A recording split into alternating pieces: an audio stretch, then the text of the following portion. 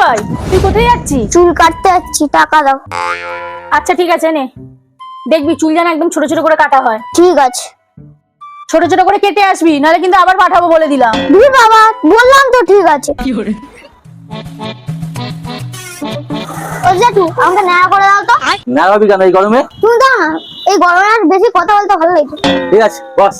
কিছুক্ষণ পরে।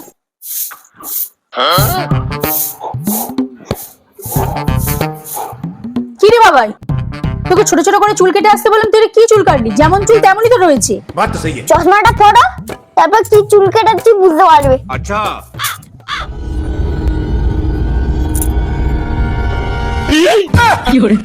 আমি যতবার ছোট করে চুল কাটি তুমি ততবারই বলো যে আরো ছোট করে চুল কাট, আরো ছোট করে চুল কাট। তাই জন্য আমি ন্যাড়া হয়ে এসেছি। हे प्रभु हे हरि राम कृष्ण जगन्नाथ प्रेमानंद।